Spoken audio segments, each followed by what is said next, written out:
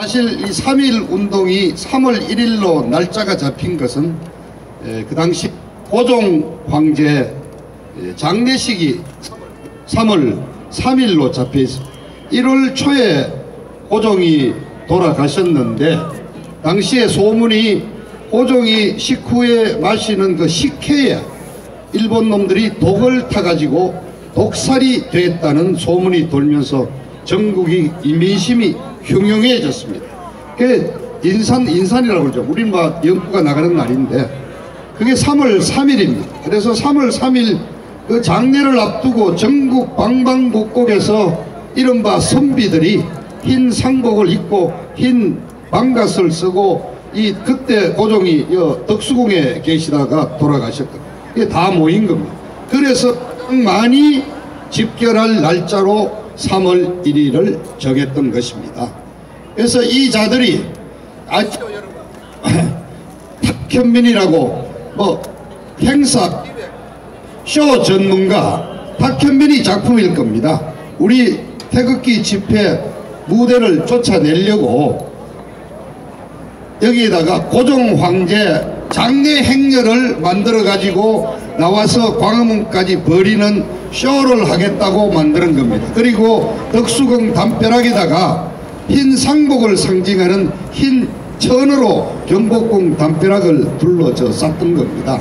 그런데 여러분 어제 드릴 말씀이었지만은 3.1 운동에 아주 정말 가치가 있고 대단하다는 그 증명이 그 당시 고종 황제가 돌아간 그 날짜에 맞춰서 그 운동이 이루어져. 그리고 을사조약 경술조약에도 조선 왕실 이시 왕실을 보호하는 조항이 들어서 일제 36년 내내 이 왕실이라는 이름으로 이시 왕조가 존속돼 있었습니다, 여러분. 그리고 이 왕직이라고 이 왕실에 근무하는 사람들한테 상징적이지만은 옛날 영의정 좌의정 이런 식으로 벼슬까지 내리도록 돼 있었습니다. 그런데 고종 황제 돌아간 그때 벌어진 3.1 운동에서 우리 선각자들은 대한 독립을 외치면서 조선 왕조로 돌아가자거나 영국같이 입헌 군주국으로 만들자거나 이런 거를 하지 않았습니다. 순종이 바로 저기를 해가 그 당시에 이시조선 임금이 저기가 됐죠. 그러나 우리 조상들은 공화정, 민주 공화정을 주장했던 것입니다. 1919년 3월 3일 만세운동을 주도하신 그 선각자들, 그 당시로서는 세계 최첨단의 국제정치 이론을 받아들여서 민족 자결에 따라서 이 한민족은 일본과 중국과 다르기 때문에 민족주의 입각에서 독립을 해야 하고 그 대한 독립이 단순히 나라 하나가 세우는 게 아니라 동남아, 동아시아 나아가서 세계 평화에 기여하는 세계사적인 의미가 있다는 것을 주장했습니다. 100년 전 우리 들의 그 선견 지명과 깨우침에 다시 한번 그 엄숙한 존경의 말씀을 드리면서 100년이 지난 지금 너무나 참담한 마음입니다. 이 문재인 종북 좌파 정부가 며칠 전에 이런 얘기를 망언을 했습니다. 3.1 운동이 100년 뒤에 촛불 집회로 완성이 됐다는 이런 얘기를 했습니다. 여러분 이게 말이나 됩니까? 자, 우리 방방곡곡 2천만 동포가 들고 나왔던 태극기는 이 종북 세력들이 집권하고 나서 한반도기라는 걸레 조각으로 바뀌었습니다. 애국가가 사라지고 님을 위한 행진곡이라는 노동가요가 국가로 불리고 있습니다. 3.1 운동은 평화적이었고 질서가 있었고 세계 평화를 하는 정의로운 운동이었는데 이 촛불은 어떻습니까? 거짓과 조작으로 정오에 가득 차서 미친 자들의 그런 난리 국판이었습니다. 대통령의 모형을 만들어서 그 목을 치고 그 목을 발로 차면서 하는 정오의 국판이었습니다. 어떻게 3.1 운동을 그렇게 오염시키는 망발을 할 수 있다는 말입니까, 여러분? 다시 한번 100년 전 그 선열들에게 참담한 송구스럽다는 말씀을 드리면서 제가 이제 어제 당초 준비했던 말씀을 몇 가지 드리겠습니다. 어제 훌륭하신 분들이 많아서 연설 기회를 미루다가 저는 놓쳐버렸습니다. 자, 북한 김정은이가 베트남까지 무려 60시간 동안 기차를 타고 또 승용차를 타고 거의 70시간 만에 하노이에 도착했다가 미국의 트럼프 대통령에게 정말 막 귀싸대기를 아주 세게 맞고 그냥 지금 난장판이 되어버렸지 않습니까? 이게 왜 중요한지 제가 오늘 조금 우리 이렇게 아담하게 모였고 해서 설명을 좀 드리겠습니다. 다행히도 제가 한 달 전부터 미국 북한 회담을 얘기하면서 절대 미군 철수라든가 종전선언은 없다고 여러분들 걱정하시지 말라고 제가 누누이 말씀을 드렸는데, 그리고 또 일부 우파 유튜브에서 트럼프 대통령을 뭐 개땡땡이라 그러고 무슨 뭐 나쁜 놈이라 그러고 욕을 하는데 절대 미국 대통령 트럼프를 욕하지 말라고 믿으라고 제가 여러 번 말씀드렸는데 그런 말들이 틀리지 않아서 저도 다행스럽게 생각합니다. 여러분들 기억하시죠? 그동안 작년 6.12 싱가포르 회담 이후에 비핵화 과정을 10개월을 지켜보시면 이렇게 정리를 할 수 있을 것입니다. 문재인이하고 김정은이가 한통속이 돼가지고 하여튼 어떤 식으로인가 트럼프 대통령을 꼬여가지고 시간을 벌고 하면서 적당하게 뭐 하여튼 뭐 이렇게 하나 내주면서 유엔 제재를 풀어가지고 트럼프 대통령한테 뭐 솔깃한 말을 몇 가지 이렇게 만들어가지고 넘어가게 하고 결국은 북한이 핵 보유국으로 살아남도록 하는 것, 이런 야바이 노름을 지난 10개월 동안 트럼프 대통령을 갖고 놀았던 것입니다. 동의하시죠? 그거를 이번 베트남 회담에서 트럼프 대통령이 그 김정은이 문재인이한테 그냥 폭탄을 하나씩 던져줘버리고 그냥 뛰쳐나온 겁니다.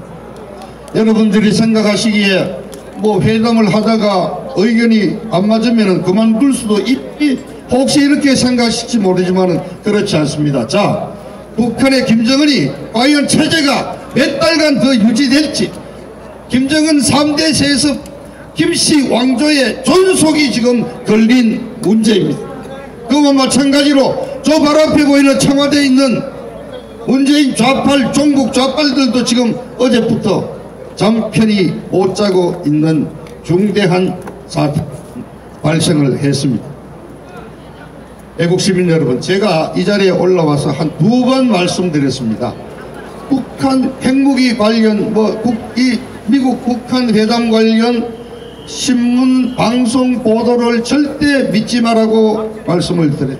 왜냐하면은 기자들이 취재를 어디에서 합니까?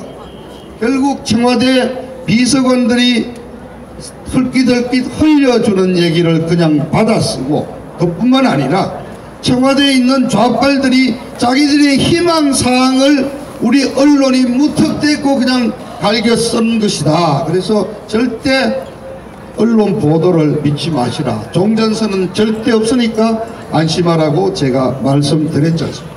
그렇게 따지자면은 최근 일주일간, 자, 트럼프 대통령이 영변 핵시설을 폐기하는 조건으로 종전선언을 한다. 심지어는 모든 경제 제재를 다 완화한다.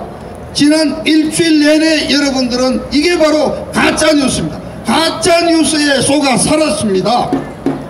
심지어 28일 오전 9시 반에 청와대가 인사조치를 했습니다.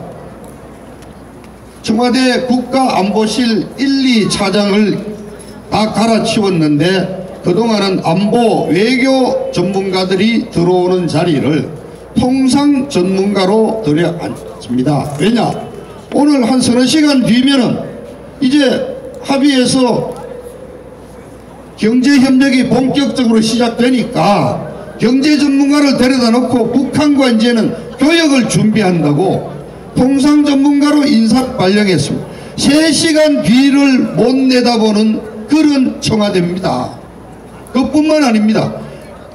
2시 한 반경에는 청와대 대변인이 나타나서 오찬이 지금 딜레이되고 연기되고 있다는데도 좀 있으면은 저 합의문이 발표될 거니까 합의문 발표되는 대로 청와대 입장을 내겠습니다.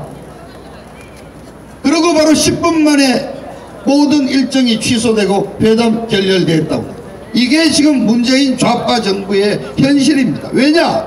야들이 종전선언이 될 거라고 자기들은 철석같이 믿고 거기에 그냥 완전히 빠져가지고 그냥 북한에게 어떻게 퍼다주느냐 생각을 하고, 원래 3.1절 기념식에 북한에서 대규모 대표단을 불러다 놓고 심지어는 가능하다면은 김정은이를 베트남에서 하노이에서 바로 서울로 데려오겠다는 구상까지 하고 있었던 것 아닙니까?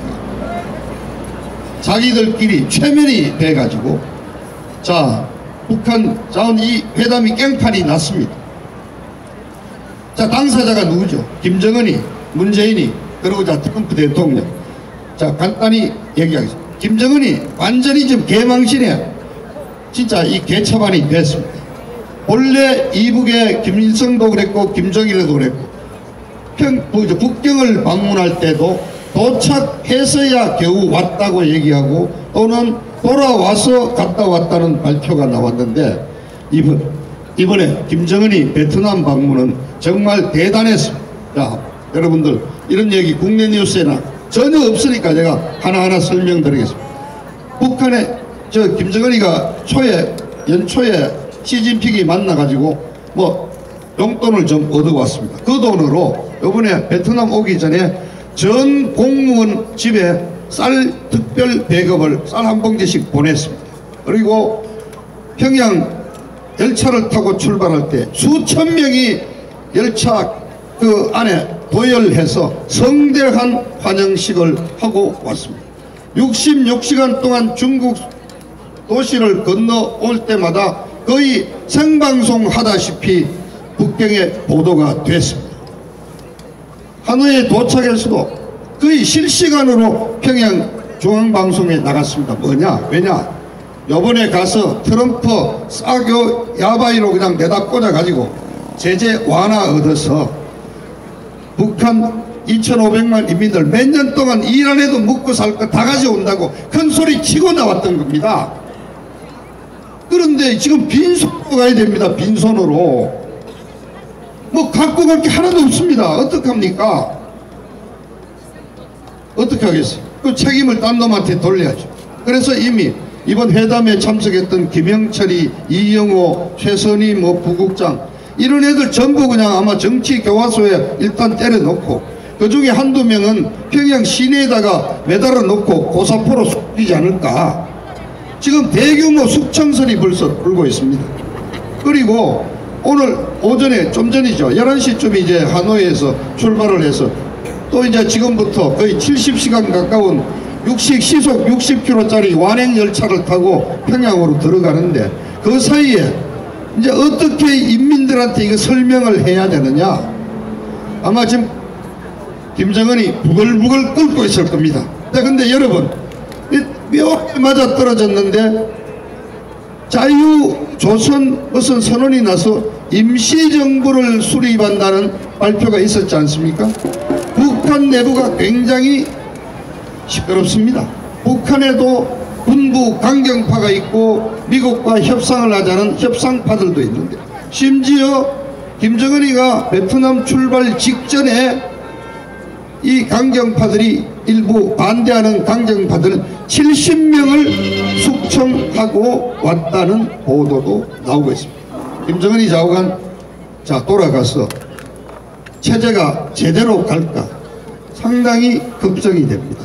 근데 두 번째는 김정은이보다도 더 개차반 망신당한 당사자가 있죠. 누굽니까? 문재인입니다. 문재인이. 이 아저들은 아까 지난 1년 반 동안 북한과의 핵무기 폐기, 북한과의 합의, 평화로 우리 국민을 1년 반 동안 속여 먹었습니다. 우리 국민들은 다 속여 먹었습니다. 그러나 트럼프 대통령도 거의 넘어갈 뻔했죠. 이 김정은이와 문재인이가 어떤 꼼수를 부립니까?